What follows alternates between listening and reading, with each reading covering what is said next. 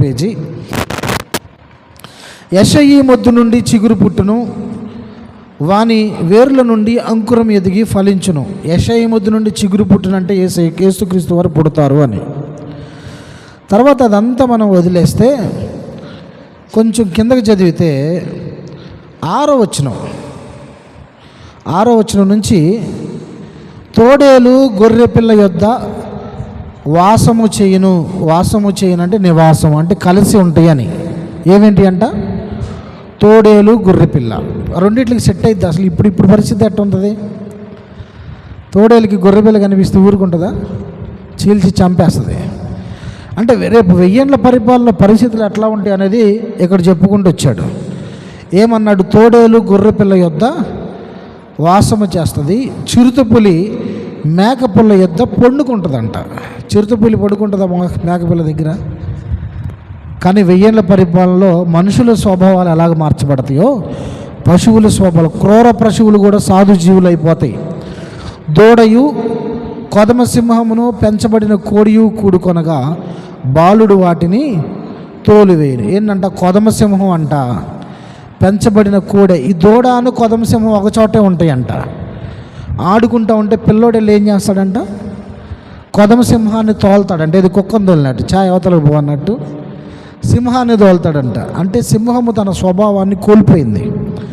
తర్వాత ఆవులు ఎలుగులు కూడి మేయును. ఎలుగులు అంటే ఎలుగుబంట్లు. ఆవులకి ఎలుగుబంట్లు కుదిరిద్దా? అట్లా వాటి పిల్లలు ఒకచోటనే పండుకొనును.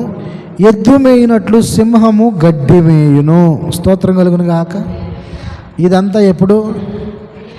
1000 ఏళ్ల పాలనలో పశువులు కూడా వాటి స్వభావాన్ని మాడిపోతాయి. ఇంకా సింహానికి పశువుల ఆహారం కాకపోతే ఇంకేం తింటది? గడ్డే తింటది. అదే ఇప్పుడైతే గొర్రె పిల్లల్ని, మేక పిల్లల్ని, జింక పిల్లల్ని, ఆవుల్ని, ఎద్దుల్ని అన్నింటినీ వేసేస్తుంది సింహం. కానీ ఆ రోజుల్లో ఏం చేస్తుందట? గడ్డి మేస్తుందట. 8వ వచనం, పాలు కుడుచు పిల్ల నాగుపాము పుట్ట యొద్ద ఆటలాడును. పాలు కుడుచు పిల్ల అంటే పసిపిల్లలు, పాలు తాగే పిల్లలట నాగుపాము పుట్ట మీదకి వెళ్ళి ఆడుకుంటారంట. పుట్టలో ఏముంటుంది? పాము ఉంటుంది. అంటే పాము కూడా ఏ అపాయము చేయదు. మిడునాగు పుట్ట మీద పాలు విడిచిన పిల్ల తన చెయ్యి అంటే పుట్టలోకి కూడా చేయి పెడతారంట చిన్నపిల్లలు వెళ్ళి. స్తోత్రం కలుగును గాక. 9వ వచనంలో చెప్పాడు, నా పరిశుద్ధ పర్వతం అంతటను ఏ మృగమును హాని చేయదు, నాశనము చేయదు. సముద్రము జలములతో నిండి ఉన్నట్టు లోకము యెహోవాను గూర్చిన జ్ఞానముతో నిండియుండును. ఆ దినమున ప్రజలకు ధ్వజముగా నిలుచుచుండు యెషయి వేరు చిగురునొద్ద జనులు విచారణ చేదురు. ఎవరు? యేసుక్రీస్తు వారి దగ్గర జనాలందరూ విచారణ చేస్తారంట. ప్రపంచంలో ఉన్న ప్రజలందరూ ఆయన దగ్గర విచారణ చేస్తారంట. ఆయన విశ్రమ స్థలము ప్రభావము గలదు. ఆ దినమున శేషించిన తన ప్రజల శేషమును అషూరులో నుండి, ఐగుప్తులో నుండి, పత్రోసులో నుండి, కూషులో నుండి, ఏలాములో నుండి, షీనారులో నుండి ఇలాగా విడిపించి రప్పించుటకు యెహోవా 2వ మారు తన చెయ్యి చాచును. జనములను పిలుచుటకు ఆయన ఒక ధ్వజము నిలవబెట్టును. అంటే ఇక్కడ మనం గమనిస్తే ఇదంతా 1000 ఏళ్ల పరిపాలనలో జరిగే సందర్భాలు. ప్రజలు మార్పు చెందుతారు, పశువులు కూడా మార్పు చెందుతూ ఉంటాయి. ఇది ఒకటి మనం గుర్తుపెట్టుకోవాలి. ఆ రోజు అంట ఏం జరుగుతుందంట? నా పరిశుద్ధ పర్వతమందు ఏ మృగము హాని చేయదన్నాడు. 10వ వచనంలో, 9వ వచనం లాస్ట్లో లోకము యెహోవాను గురించిన జ్ఞానముతో, అంటే ఇంక అందరూ దేవుని తెలుసుకుంటారు. అప్పుడు 1000 ఏళ్ల పరిపాలన సాతాను ఉన్నాడు కాబట్టి అందరికీ దేవుని జ్ఞానం ఉంటుందన్నమాట. దేవుడికి స్తోత్రం కలుగును గాక. ఇది 1000 ఏళ్ల పరిపాలనలో జరిగే సందర్భం. ఒకటి, మనుషుల స్వభావాలు మారిపోతాయి. రెండవది, పశువుల స్వభావాలు మారిపోతాయి. ఇప్పుడు ఇంకా ఏం జరుగుతుంది? ఇంకా 1000 ఏళ్ల పరిపాలనలో ఎన్ని సంవత్సరాలు బ్రతుకుతారు? అసలు చావులు ఉంటాయా 1000 ఏళ్ల పరిపాలనలో అనే డౌట్ కూడా కొంతమందికి ఉండొచ్చు. ఇప్పుడు మీరు 65వ అధ్యాయానికి రండి. యెషయా గ్రంథం 65వ అధ్యాయానికి వస్తే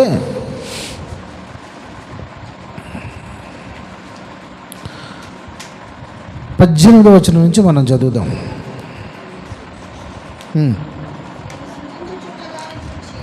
నేను సృజించుచున్న దానిని గురించి మీరు ఎల్లప్పుడూ హర్షించి ఆనందించుడి.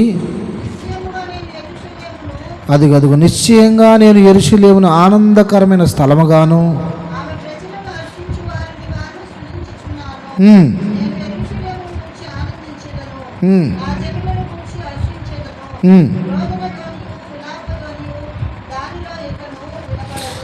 ఇక్కడ రోదన ధ్వని విలాప ధ్వని దానిలో ఇక రోదనం చేయటం అంటే ఇంక ఏడుపులు పెడబొబ్బులు విలాపించటాలు ఏమీ ఉండవు. ఇంక ఏడుపులు ఎందుకు ఉంటాయి? బాధలు అనేవి ఆ 1000 ఏళ్ల కాలంలో ఉండవు. ఇంకా ఏడుపు రోదన ధ్వని అక్కడ కనిపించదు.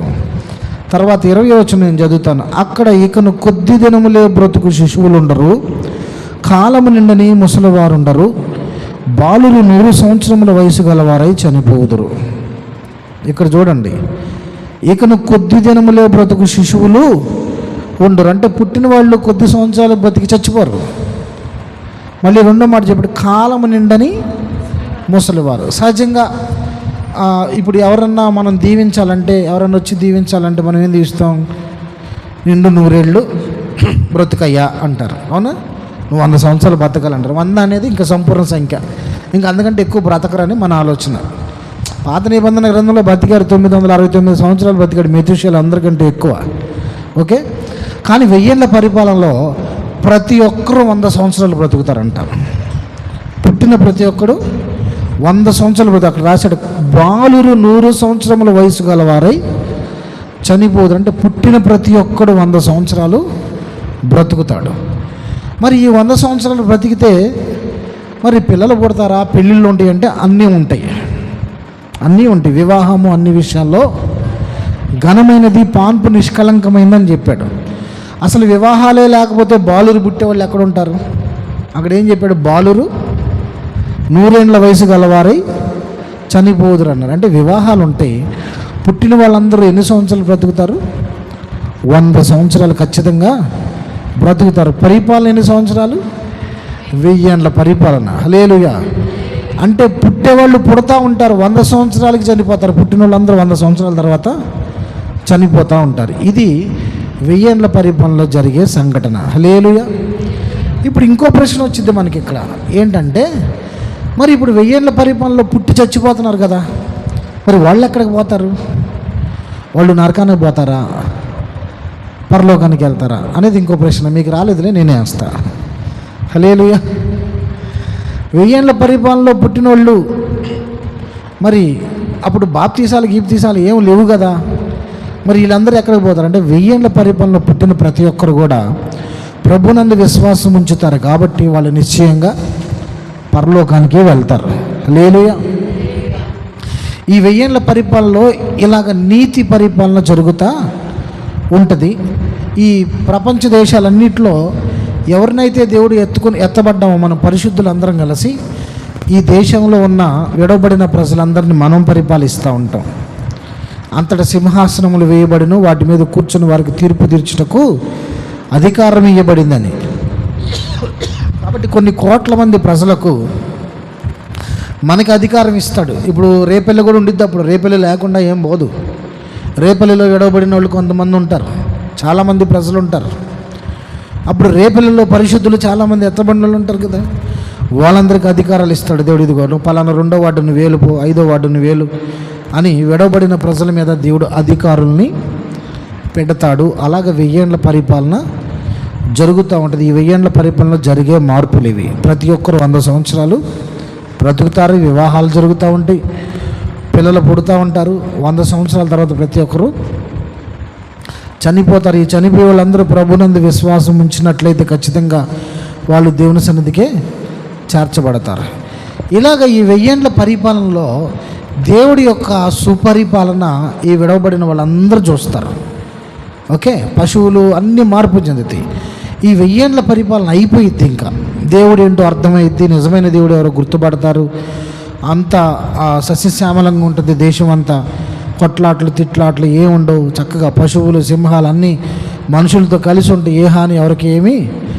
ఇంత సుపరిపాలన చూసిన తర్వాత 1000 ఏళ్ళు అయిపోయిన తర్వాత ఒక్కసారి సాతాను విడిపించబడాలి అని రాయబడింది.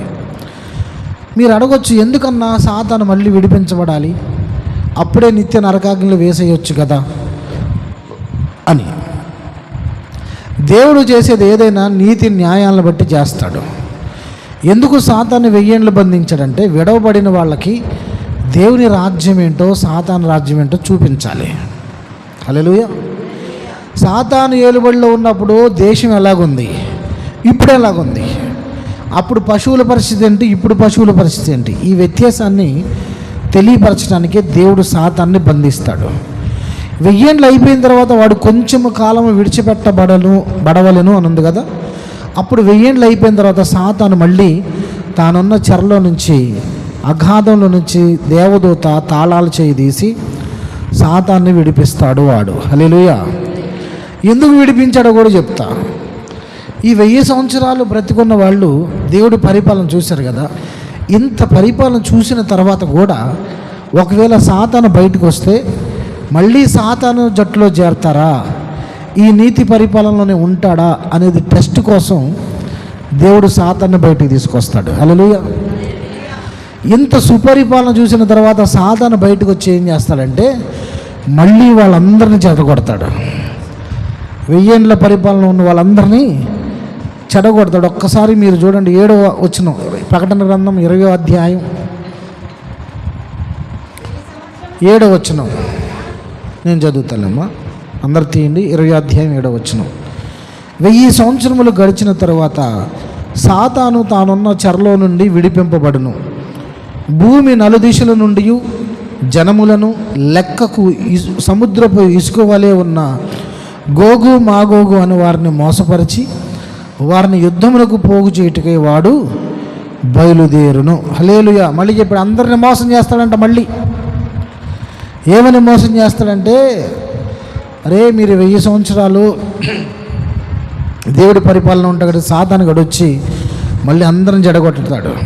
తాగుబోతుడి దగ్గరికి వచ్చి ఏమంటాడు తెలుసా, నేను ఉన్నప్పుడు ఎట్ట దాగేవరా, ఇప్పుడు అవన్నీ బలవంతంగా మానేసుకోవాల్సి వచ్చిందిగా, నేను ఉన్నప్పుడు నీకు లైఫ్ ఎంత ఎంజాయ్మెంట్గా ఉంది, నీకు నచ్చిన అమ్మాయి దగ్గరికి పోయి చెడు తిరుగులన్నీ తిరిగావు, ఇప్పుడు నీకు అవకాశం ఉందా, లేదు కదా.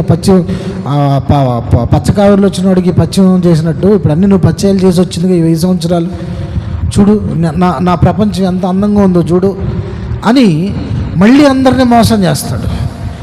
ఈ ఉన్న ఈ 1000 ఏండ్ల పరిపాలన ఉన్న వాళ్ళందరికీ అదే డౌట్ వచ్చింది, నిజమే కదా. అప్పుడు బాగా బ్రహ్మాండం తాగాం, తిరిగాం, మన ఇష్టం వచ్చినట్టు చేసాం అని ఇలా ఇవన్నీ చూపించి మళ్ళీ వాళ్ళని అందరినీ మోసం చేస్తాడు.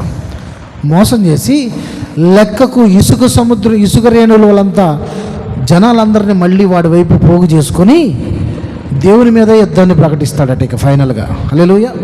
అక్కడ రాయబడిన మాట మళ్ళీ చదువుతాం 9వ వచనంలో.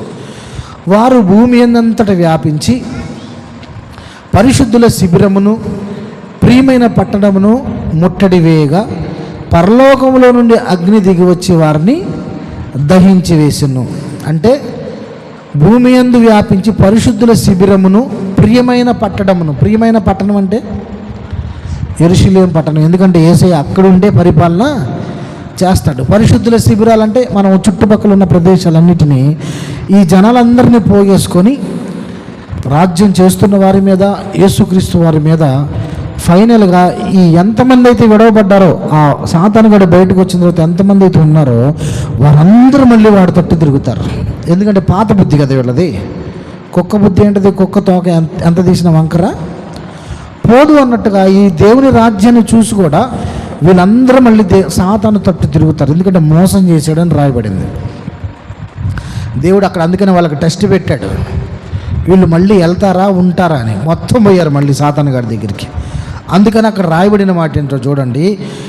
పరిశుద్ధ పట్టణమును ముట్టడి వేయగా పరలోకముల నుండి అగ్ని దిగి వచ్చి వారిని దహించి వేసెను. అంటే ఈ లోకంలో ఉన్న ప్రజలందరినీ, ఇంక ఒక్కడు కూడా లేడు, విడవబడిన వాళ్ళందరినీ పరలోకం నుంచి అగ్ని వచ్చి వాళ్ళందరినీ దహించి వేస్తుందట. 10వ వచనం. వారిని మోసపరచిన అపవాది అగ్ని గంధకములు గల గుండములో పడవేయబడును. అచ్చట ఆ క్రూర మృగమును అబద్ధ ప్రవక్తయు ఉన్నారు. వారు యుగయుగములు రాత్రింబగళ్ళు బాధింపబడి. ఇంకా ఫైనల్లో విడవబడిన ప్రజలందరినీ ఆకాశం నుంచి అగ్ని వచ్చి అందరిని దహించేస్తారు. అందరూ చచ్చిపోతారు. భూమి మీద ఇంకొకళ్ళు కూడా ఉంటారు, సర్వనాశనం అయిపోతారు మొత్తం. ఇంకా సాతాన్ని కూడా దేవుడు అగ్నిగుండంలో లాస్ట్ ఫైనల్లో, అప్పుడు అగ్నిగుండంలో పడేస్తాడు. అక్కడ ఎవరున్నారంట? వీటికంటే ముందు అగ్నిగుండంలోకి పోయిన వాళ్ళు 2 ఉన్నారు. 7 ఏండ్ల పరిపాలన అయిపోగానే ఎవరు? అబద్ధ క్రీస్తు. అక్కడ అదే కదా రాశాడు 10వ వచనంలో చూడండి. అచ్చట 3వ లైను, ఆ క్రూర మృగమును అబద్ధ ప్రవక్తయు ఉన్నారు, వారు యుగయుగములు రాత్రి పగళ్ళు ఇంకా శాశ్వతంగా ఆ క్రూర మృగము అబద్ధ ప్రవక్త ఎక్కడైతే అగ్నిగుండంలో పడవేయబడ్డారో ఈ 1000 ఏండ్ల పరిపాలన అయిపోయిన తర్వాత దేవుడు అందరినీ నాశనం చేసి ఇంక ఈ సాతాన్ని పర్మనెంట్గా అగ్నిగుండంలో వేస్తాడు. ఇంక అగాధంలో కాదు, అగ్నిగుండంలో పడవేస్తాడు. అంతటితో ఈ చాప్టర్ క్లోజ్ అయిపోయింది. ఈ యుగాంతం అయిపోయింది. ఏమైపోయింది? యుగాంతం అయిపోయింది. ఇంక సాతాను చాప్టర్ క్లోజ్ అయిపోయింది. అప్పుడు ఇందాక మనం చదువుకున్న కడమ మృతులు బ్రతకలేదు అని చదువుకున్నాం కదా. సాతాన్ని కూడా అగ్నిగుండంలో వేసిన తర్వాత అప్పుడు ఎవరైతే యేసుక్రీస్తుని నమ్ముకోకుండా చనిపోయారో వాళ్ళందరినీ దేవుడు మళ్ళీ తీర్పులోకి తీసుకుంటాడు. చూడండి 11వ వచనంలో ఉంది, చూడండి ఒకసారి. మరియు ధవళమైన మహాసింహాసనము దాని యందు ఆసీనుడై ఉన్న ఒకరిని చూచితిని, భూమి ఆకాశములు ఆయన సముఖము నుండి పారిపోయిన. అంటే ఇంక భూమి లేదు, ఆకాశం లేదు, వాటికి నిలువ చోట కనబడకపోయాను. మరియు గొప్పవారేమి కొద్దివారేమి మృతులైన వారందరూ ఆ సింహాసనం ఎదుట నిలవబడి ఉండుట చూచితిని. గొప్పవారు కొద్ది అందరూ, చిన్నోళ్ళు పెద్దోళ్ళు అందరూ. ఎవరు వీళ్ళందరూ చెప్పాలి? ప్రభువుని నమ్ముకోకుండా ఆదాము దగ్గర నుంచి మొదలుకొని 1000 ఏండ్ల పరిపాలన వరకు చనిపోయిన కడమ మృతులు, దేవుని ఎరగని వారు. వీళ్ళలో అమాలేకీయులు, హిత్తీయులు, హివీయులు, ఏబీసీలు, మోయాబీలు అందరూ ఉంటారు. రాజకీయ నాయకులు ఉంటారు, మన స్వతంత్ర సమరయోధులు కొంతమంది ఉంటారు. దేవుని నమ్ముకోకుండా వీళ్ళందరూ మొత్తం కలిసి దేవుని ధవళ సింహాసనం తీర్పు ఎదుట కొన్ని కోట్లాది మంది ప్రజలు నిలబడతారట. మళ్ళీ వీళ్ళకి తీర్పు తీర్చేది ఎందుకు? అలా అందరూ దేవుని నమ్ముకోకుండా చనిపోయారు కదా, వాళ్ళని డైరెక్ట్గా అగ్నిగుండంలో వేసేయచ్చు కదా అని ఒక డౌట్ రావచ్చు. ఎందుకు దేవుడు మళ్ళీ వాళ్ళందరం తీసుకున్నాడు అంటే ఇందాక చెప్పాడు, దేవుడు ఏది చేసినా న్యాయంగా చేస్తాడు. ఒకవేళ ఎవడైనా వచ్చి నేను నిన్ను ఎరగలేదు, నన్ను ఎందుకు అగ్నిగుండంలో వేస్తున్నామని ప్రశ్నిస్తే దేవుడు వాడికి సువార్త అందిన సంగతి కూడా చూపిస్తాడు. అక్కడ 70 mm పిక్చర్ కనిపించింది మొత్తం. అక్కడ రాయబడింది చూడండి ఒక్కసారి 12వ వచనంలో. మరియు గొప్పవారేమి కొద్దివారేమి మృతులైన వారందరూ ఆ సింహాసనం ఎదుట నిలవబడి ఉంట చూచితిని. అప్పుడు గ్రంథములు విప్పబడెను, మరియు జీవగ్రంథమును వేరొక గ్రంథమును విప్పబడెను. ఆ గ్రంథములు యందు వ్రాయబడి ఉన్న వాటిని బట్టి తమ తమ క్రియలు చొప్పున మృతులు తీర్పు పొందిరి. గ్రంథములు విప్పబడి అంట. గ్రంథములు అంటే ఎవడి గ్రంథం వాడికి ఉంటుంది పర్సనల్గా. పోయిన వారం చెప్పేది యమలీల సినిమాలో చూసినప్పుడు చిత్రగుప్తుడి దగ్గర ఎవడు చిత్త వాళ్ళ దగ్గర ఉంటుంది. చిత్రగుప్త వీడి సంగతి చూడు అంటాడు, చూసావా?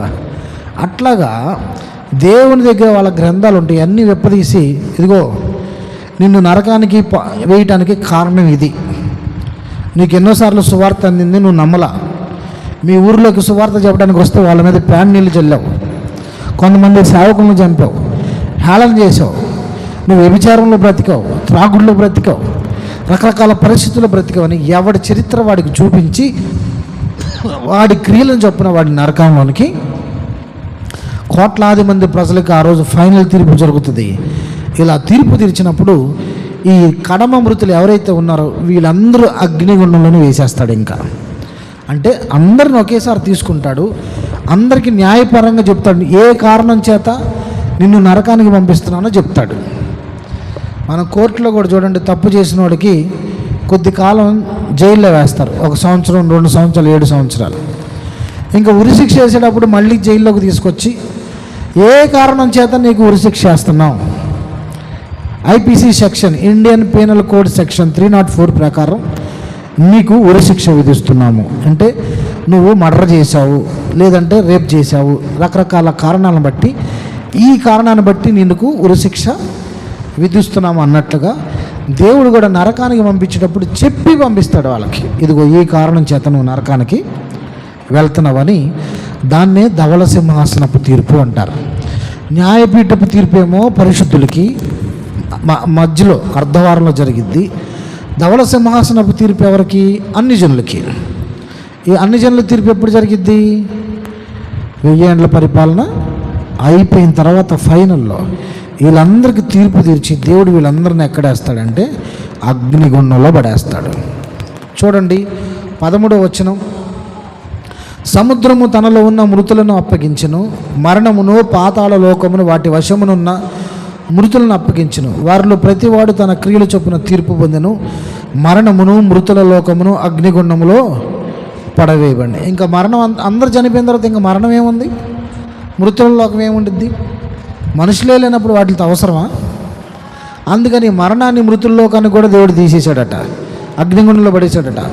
ఆ అగ్నిగుండము 2వ మరణము.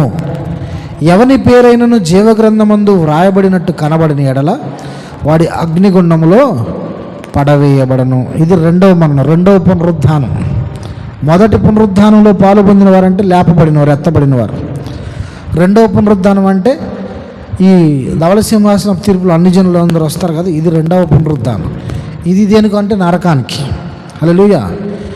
ఇక ఈ ధవళ సింహాసనపు తీర్పుతో ఈ యుగం సమాప్తం అవుతుంది. పాత భూమి పాత ఆకాశం అంతా గతించిపోతాయి. స్తోత్రం కలిగిన కాక హల్లెలూయా. ఇంతవరకు మీకు ఎంతమందికి అర్థమైంది? నేను ప్రారంభం నుంచి అన్ని వరుసగా చెప్పుకుంటూ వచ్చాను. అంత్య అబద్ధ క్రీస్తు అనేవాడు అసలు ఎట్లా వస్తాడు, దానికి కారణం ఏంటి? టూకీగా 2 మాటలు చెప్తాను, జాగ్రత్త వినండి. మళ్ళీ ఫస్ట్ కాడ నుంచి చెప్తాను. మొట్టమొదటిది, అసలు అంత్య అబద్ధ క్రీస్తు రావడానికి కారణం ఏంటి అంటే, యెరూషలేములో దేవాలయం 3వ దేవాలయం కట్టబడుతుంది. దేవాలయం కట్టబడింది కనుక ముస్లిం కంట్రీస్ అన్ని యెరూషలేం మీద యుద్ధానికి వస్తాయి. అప్పుడు యెరూషలేం తరపున, ఇస్రాయేల్ తరపున కొన్ని దేశాలు సపోర్ట్ చేస్తే ఆ ముస్లిం కంట్రీస్కి కొన్ని దేశాలు సపోర్ట్ చేసి ఇలాగ ప్రపంచ యుద్ధం జరిగిద్ది, 3వ ప్రపంచ యుద్ధం. ఏ కారణం చేత? యెరూషలేములో 3వ దేవాలయం కట్టడం, మసీదు వడగొట్టి మందిరం కడతారు రేపు భవిష్యత్తులో. ఈ కారణం చేత 3వ ప్రపంచ యుద్ధం జరుగుతుంది. ఈ 3వ ప్రపంచ యుద్ధం వలన ప్రపంచం అంతా ఆస్తి నష్టం, ప్రాణ నష్టం జరుగుతుంది. అప్పుడు ఐక్యరాజ్య సమితిలో 10 దేశాలన్నీ కలిసి ఒకటవుతారు. 10 మంది అధికారులందరూ ఒకటయ్యి మనం యుద్ధాలు చేసుకోవద్దని ఆ 10 మంది అధికారులుగా ఉండి ప్రపంచ దేశాలను ఏలుబడి చేస్తూ ఉంటారు. అప్పుడు ఒక చిన్న దేశపు రాజు కూడా, అధికారి కూడా, నేను కూడా మీతో పాటు ఒక అధికారిగా ఉంటానని చిన్న కొమ్ము అనేవాడు వస్తాడు. ఈ 10 + 1 11. వీడు రాగానే 3 రాజులు బయటికి వెళ్ళిపోతారు. నేను ఇవన్నీ చెప్పాము, ఇప్పుడు మీకు గుర్తొస్తూ ఉంటాయి. ఈ 8 మంది రాజులు ఏలుతూ ఉన్నప్పుడు అనుకోకుండా ఈ చిన్న కొమ్ము అనేవాడు చనిపోతాడు. చనిపోయిన తర్వాత ఏం జరుగుతుంది చెప్పండి? మీరు చెప్పండి, ఆడపిల్లలు చెప్పండి, ఏమవుతుంది చనిపోయిన తర్వాత? చనిపోయిన తర్వాత 3వ రోజు లేస్తాడు. ఎవరి ఆత్మ వచ్చింది వాళ్ళకి? నిమ్రోద్ ఆత్మ. అప్పుడు జనాలందరూ ఏమనుకుంటారు? అమ్మో వీడు చనిపోయి లేచాడంటే సామాన్యమైన వ్యక్తి కాదు అని వాళ్ళ ఎదుట వాడు సూచక్రియలు చేసినప్పుడు భూరాజులందరూ వాళ్ళ అధికారాన్ని వాడి చేతికి అప్పచెప్తాడు. ఈలోగా ఇశ్రాయేల్ దేశంలో ఏం జరిగిద్ది?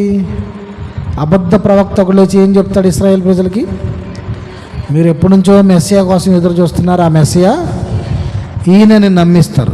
అప్పుడు ఇశ్రాయేల్ ప్రజలు దానికి ఒప్పుకోకుండా 7 సంవత్సరాల ఒప్పందాన్ని కుదుర్చుకుంటాడు. అదే 7 ఏండ్ల శ్రమల కారణం. తిరిగి లేచిన వాడే అంత్య అబద్ధ క్రీస్తు. ఈ ఇశ్రాయేల్ ప్రజలు లేచిన వాడేమో అబద్ధ ప్రవక్త. ఓకే. తర్వాత అంత్య అబద్ధ క్రీస్తు కాలంలో జరిగే సంఘటనలు చెప్పాను మీకు. 666 ముద్ర ఉంచిద్ది. కరెన్సీ అంతా ఒకటైపోయింది. కొత్త దేవతను సృష్టిస్తాడు. వాక్యం కరువైపోయింది. అప్పుడు దేవుడు 2 ప్రవక్తలు లేచి వాక్యాన్ని అందిస్తాడు. వాళ్ళు కూడా చనిపోతే 3 రోజుల దాకా వాళ్ళు పాతి పెట్టనీరు. దేవుడు శక్తి వచ్చి వాళ్ళని పైకి లేపిద్ది. ఈలోగా 7 బోర్లు ఊపుతూ ఉంటాయి. ఎన్నో ఉగ్రతలు భూమి మీదకి వస్తాయి. ఇవన్నీ చూసిన ఇశ్రాయేల్ ప్రజలకి డౌట్ వచ్చింది. ఏమని? వీడు మెస్సియా అయితే ఇవన్నీ ఎందుకు జరుగుతున్నాయని. ఇంకా 3.5 సంవత్సరాలకే వాడి మీద తిరుగుబాటు చేస్తారు ఇశ్రాయేలీలు. అందుకని ఇశ్రాయేల్ ప్రజలు చేసే బలులన్నీ ఆపేసి వాడు వచ్చి అతి పరిశుద్ధ స్థలంలో కూర్చుంటాడు. అప్పుడు కడబోర 7వ బోర మోగిద్ది. అప్పుడేం జరిగిద్ది? 7వ దూత బోర ఊదినప్పుడు ఏం జరిగిద్ది? ఆకాశంలోకి, మధ్య ఆకాశంలోని ప్రభువు కడబోరం రోగును మృతులు అక్షయులుగా లేపబడతారు. సజీవమైన మనం రెప్పపాటులో వెళ్ళిపోతాం. ఇది 3.5 సంవత్సరాలకు జరిగే సంఘటన. తర్వాత మిగిలిన 3.5 సంవత్సరాలు ఏం జరిగిద్ది అంటే, ఎత్తబడిన వాళ్ళకి ఏం జరిగిద్ది మీరు చెప్పండి? తీర్పులు జరుగుతాయి, బహుమానాలు ఇస్తాడు, గొర్రెపిల్ల వివాహం అవ్వచ్చు, గొర్రెపిల్ల పెండ్లి విని జరిగిద్ది. అందరం కలిసి దేవుని వీణాలు పట్టుకునే వాళ్ళని దేవుని మహింపరుస్తూ ఉంటాం. ఆ విడబడిన వాళ్ళకి ఉగ్రత పాత్రలు మహాశ్రమలో అనుభవిస్తారు. 7 ఏళ్ళ శ్రమల కాలం చివరిలో ఏం జరుగుతుంది? ఇశ్రాయేల్ అందరూ పారిపోయారు కదా, వాళ్ళు ఎక్కడున్నారో అప్పుడు ఈడేం చేస్తాడు? అంతే అబద్ధ క్రీస్తు కొంతమంది ప్రజలను తీసుకొని వాళ్ళని చంపడానికి. అప్పుడేం జరిగిద్ది? దేవుడు ఒలీవల కొండ మీదకి అడుగు పెడితే అప్పుడు ఇశ్రాయేల్ ప్రజలందరూ మార్పు చెందుతారు. వెంటనే ఆకాశం నుంచి వచ్చిన సేనలు వాళ్ళతో యుద్ధం చేస్తున్న నోట్లో నుంచి వచ్చిన అగ్ని ద్వారా వాళ్ళందరూ ఆకాశ పక్షులు వచ్చి వాళ్ళని భుజిస్తాయి. అబద్ధ ప్రవక్త, అబద్ధ క్రీస్తు ఇద్దరు అగ్నిగుండంలో వేయబడతారు. అంతటితో సమాప్తం అయిపోయింది. 7 ఏళ్ళ శ్రమల కాలం అయిపోయింది. అప్పుడేం జరిగిద్ది? ఇంకా తర్వాత ఈరోజు చెప్పాగా, సాతానుని 1000 ఏళ్ళు బంధిస్తాడు. దేవుడు 1000 ఏళ్ళ పరిపాలన మనం అందరం ఏలుబడి చేస్తూ ఉంటాం. 1000 ఏళ్ళ పరిపాలన ఏమేమి జరుగుతాయి చెప్పండి? మనుషుల ప్రవర్తనలన్నీ అందరూ సమాధానకరంగా సంతోషకరంగా, పశువులు కూడా వాటి మనస్తత్వాన్ని స్వభావాన్ని మార్చుకుంటాయి.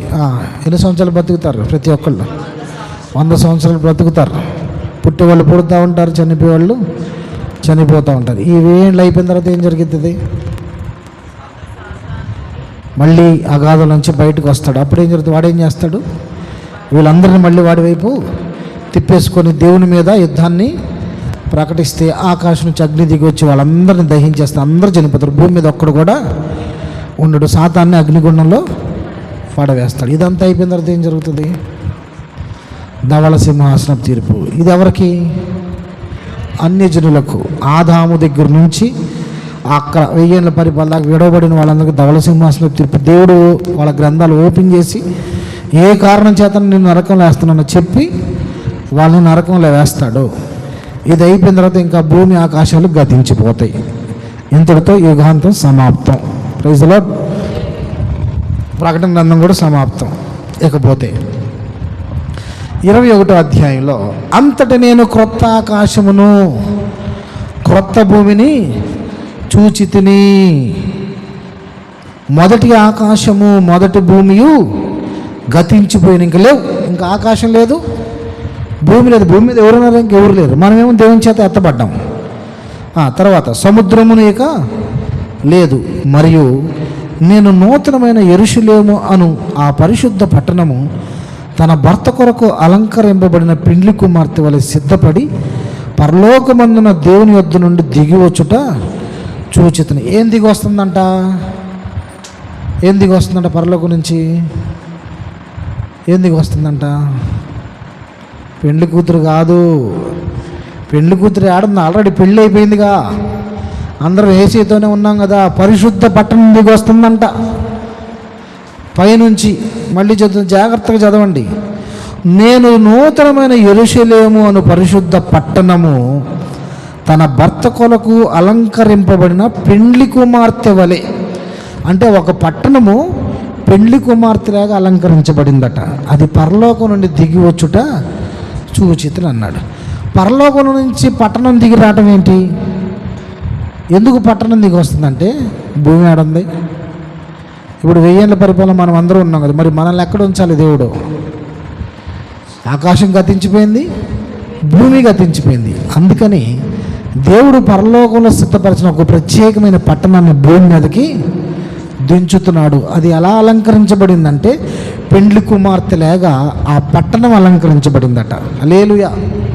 మీకు అర్థమయ్యేటట్టు చెప్పాలంటే, ఉదాహరణకి ముఖ్యమంత్రి చంద్రబాబు నాయుడు గారు రేపెళ్ళి వస్తున్నారు అన్నారు. ఏం చేస్తారు? వెంటనే రోడ్లన్నీ శుభ్రం చేస్తారు, రోడ్లమ్మటి బ్లీచింగ్ చల్లుతారు, చక్కగా పూలతో అన్నిటితో అలంకరణ చేస్తారు. ఎందుకు? అయ్యగారు వస్తున్నారు కాబట్టి. స్తోత్రం కలుగును కాక. అంటే అప్పుడు దాకా చండాలంగా ఉన్న రేపెళ్ళంతా అందంగా అలంకరించబడుతుంది. Praise the lord. 4 వారాల ముందు బయటకు ఊరికి పోయినాడు, రేపెళ్ళి బయటికి వెళ్ళినాడు. ఆ రోజు రాగానే చూసి చిత్రంగా ఉంటాడు, ఏందిరా మా రేపెళ్ళి అనేది ఎంత అందంగా ఉంది, చెత్తకొప్పలు ఉండాలి ఏమైనా అని విచిత్రంగా ఉంటుంది. అంటే భూమి మీద ఉన్న సంఘానికి ఇంకా ఆకాశం లేదు, భూమి గతించిపోయింది. మరి మనందరిని ఎక్కడ ఉంచాలి దేవుడు? అందుకని పరలోకంలో సిద్ధపరిచిన ఒక పట్టణాన్ని ఆయనే తయారు చేశాడంట.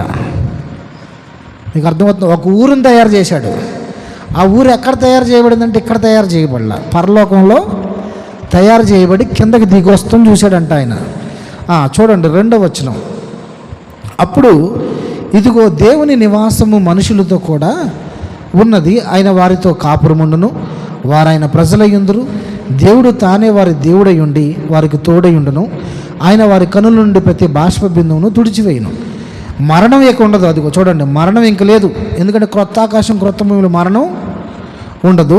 దుఃఖమైనను ఏడుపైనను వేదన అయినను ఇంకా ఉండదు. మొదటి సంగతులు గతించిపోయినని సింహాసనం నుండి వచ్చిన గొప్ప స్వరము చెప్పుట క్రొత్త ఆకాశం క్రొత్త భూమి. ఇంకా మొదటి సంగతులు ఇంక జ్ఞాపకాల్లోకి కూడా రావంట. ఆ కింద చదివితే మీకు ఆ మాటలన్నీ కనిపిస్తూ ఉంటాయి.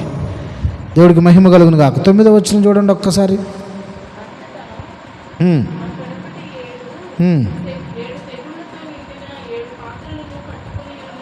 ఏడుగురు దేవదూతలతో ఒకడు వచ్చి, ఇటు రమ్ము, పెండ్లి కుమార్తెను అనగా గొర్రెపిల్ల యొక్క భార్యను నీకు చూపేదనని నాతో చెప్పి.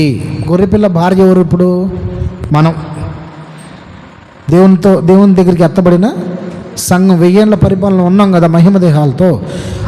ఆ గొర్రెపిల్ల భార్యను చూపిస్తాను రా అన్నాడంట. తర్వాత ఆత్మవశుడినై నన్ను ఎత్తైన గొప్ప పర్వతం మీద కొనిపోయి యెరూషలేము అను పరిశుద్ధ పట్టణము దేవుని మహిమ గలదై పరలోకమందున్న దేవుని యొద్ద నుండి దిగి వచ్చుట నాకు.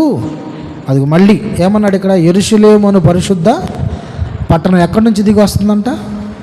ఒక ఊరే పరలోకం నుంచి దిగి వస్తుందంట. ఆ పట్టణమునకు ఎత్తైన గొప్ప, ఆ పట్టణాన్ని గురించిన వర్ణన ఇదంతా. హల్లెలూయా. ఆ పట్టణానికి 7 గుమ్మాలు ఉన్నాయి, 7 పునాదులు ఉన్నాయి, వాటి పేర్లు రాయబడింది. అది దగదగా మెరిసిపోతుంది. సులుమన రాయి, రత్నవర్ణపు రాయి, సూర్యకాంతపు రాయి అని ఆ 18, 19 అధ్యాయాలు. ఇంకా అంతా 21వ వచనంలో దాని 12 గుమ్మములు, 12 ముత్యములు, ఒక్కొక్క గుమ్మము ఒక్కొక్క ముత్యములతో కట్టబడింది అని. ఇంకా ఆ పట్టణం అంతా ఎలాగైతే అలంకరించబడిందో, ఆ పట్టణం దేని చేత కట్టబడిందో మొత్తం అక్కడ రాశాడు. ఈ పట్టణంలో ఎవరుంటారంట? గొర్రెపిల్ల భార్య. అంటే మనల్ని ఆ ప్రత్యేకమైన పట్టణంలో దేవుడు ఉంచుతాడు. అదే క్రొత్త ఆకాశం, అదే క్రొత్త భూమి. స్తోత్రం కలుగును గాక. అంతమందికి అర్థమైంది? పాత ఆకాశం పాత భూమి అంతా యుగాంతం గతించిపోయింది. ఇంకా ధవళ సింహాసనం తీర్పుతో మొత్తం కొట్టుకుపోయింది. సముద్రం ఎక్కలేదు, మరణం ఎక్కలేదు, ఏడుపు లేదు, ఏమి లేదు. ఈ పరిశుద్ధులందరూ ఎక్కడుంటారంటే పరలోకంలో తయారు చేసిన ఒక పట్టణాన్ని తీసుకొచ్చి ఇక్కడ పెడతాడనమాట. ఇంకా మీకు అర్థమయ్యేటట్టు చెప్పాలంటే పెండ్లికి స్టేజ్ కడతారు కదా, ఎంత అందంగా అలంకరిస్తారు. అలంకరించి కట్టిన స్టేజ్ మీద ఎవరిని తీసుకెళ్ళి కూర్చోబెడతారు? పెండ్లి కుమార్తె ముందే కూర్చోబెట్టి తర్వాత అలంకరిస్తారా? అలంకరించిన తర్వాత పెండ్లి కుమార్తెను తీసుకెళ్తారా? ముందు స్టేజ్ అంతా కట్టి అప్పుడు పెండ్లి కుమార్తెను తీసుకెళ్ళి అట్లా పెడతారు. అట్లాగే క్రొత్త ఆకాశం క్రొత్త భూమిలో ఇంక వేరేది ఏముండదు. ఒకే ఒక పట్టణం ఉంటుంది, అది పరిశుద్ధమైన యెరూషలేము పట్టణము. అది దగదగా మెరుస్తూ ఉంటుందట. అవి మీకు చదివించలేదు కదా, మీరు చదువుకోండి తర్వాత, ఇంకా చాలా టైం పట్టింది అది. చూడండి 11వ వచనం చూడండి. సరే, దాని అందలి వెలుగు దగదగా మరియు సూర్యకాంతం వంటి అమూల్య రత్నమును పోలి ఉన్నది. ఆ పట్టణమునకు ఎత్తైన గొప్ప ప్రాకారము 12 గుమ్మములు ఉండెను. ఆ గుమ్మము యొద్ద 12 దేవదూతలు ఉండిరి. ఇశ్రాయేలు 12 గోత్రముల నామములు ఆ గుమ్మముల మీద వ్రాయబడి ఉన్నవి. ఇంకా అలా మీరు చదువుకుని వెళ్తే చాలా విషయాలు ఉన్నాయి అక్కడ. 18వ వచనం. ఆ పట్టణపు ప్రాకారము సూర్యకాంతములతో కట్టబడిను. పట్టణము స్వచ్ఛమగు స్ఫటికతో సమానమైన శుద్ధ సువర్ణముగా ఉన్నది. ఆ పట్టణపు ప్రాకారపు పునాదులు అమూల్యమైన నానావిధ రత్నములతో అలంకరింపబడి ఉండెను. మొదటి పునాది సూర్యకాంతపు రాయి, 2వది నీలము, 3వది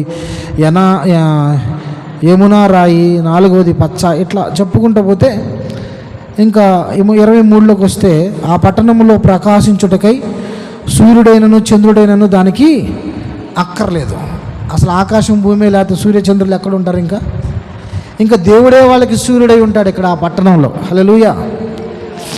దేవుని మహిమే దానిలో ప్రకాశించుచున్నది, గొర్రెపిల్లయే దానికి దీపము.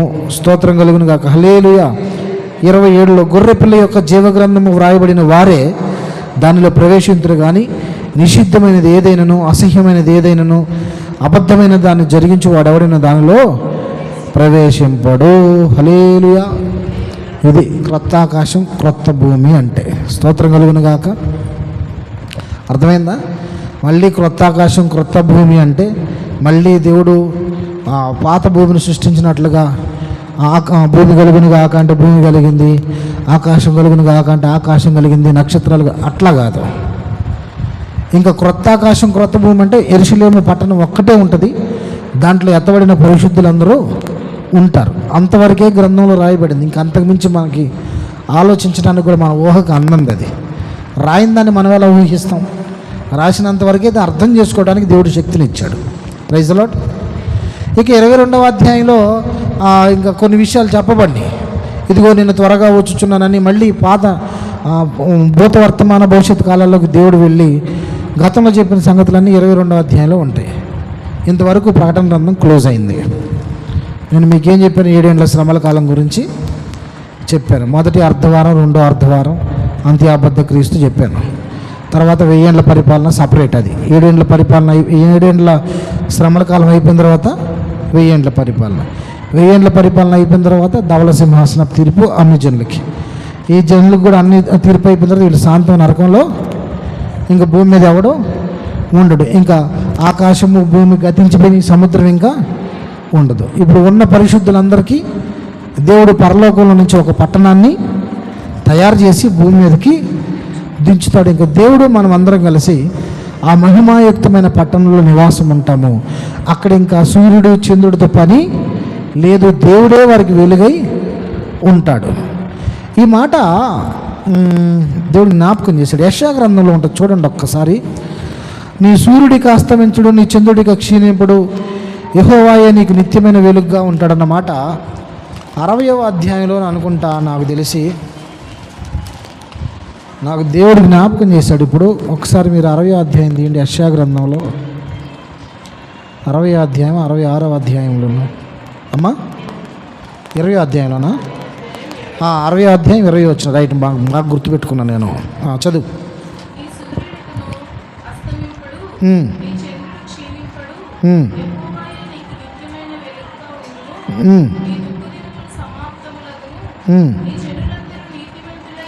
నీ జనులందరూ నీతిమంతులు ఇందురు, నన్ను నేను మహిమపరుచుకున్నట్లు వారు నేనే నాటిన కొమ్మగాను నేను చేసిన పనిగా నుండి దేశంను శాశ్వతంగా. ఇది భవిష్యత్తు గురించి రాయబడిన మాట. ఏమన్నాడు అక్కడ 19వ వచనంలో? ఇక మీదట పగలు సూర్యుని ప్రకాశము నీకు వెలుగుగా ఉండదు, నీకు వెలుగిచ్చుటకై చంద్రుడు ఇకను ప్రకాశింపుడు, యెహోవాయే నిత్యమైన వెలుగగును, నీ దేవుడు నీకు భూషణముగా అంటే కిరీటముగా అని అర్థం. హల్లెలూయా.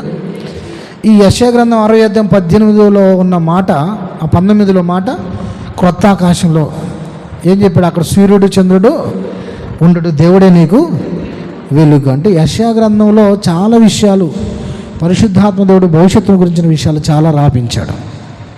ఓకే, ఈ రోజుతో ప్రకటన గ్రంథం క్లోజ్ అయిపోయింది. ఇంకా అయిపోయింది కానీ వచ్చేవారి నుంచి ఇంకేం వస్తాంలే మేము అంటారా?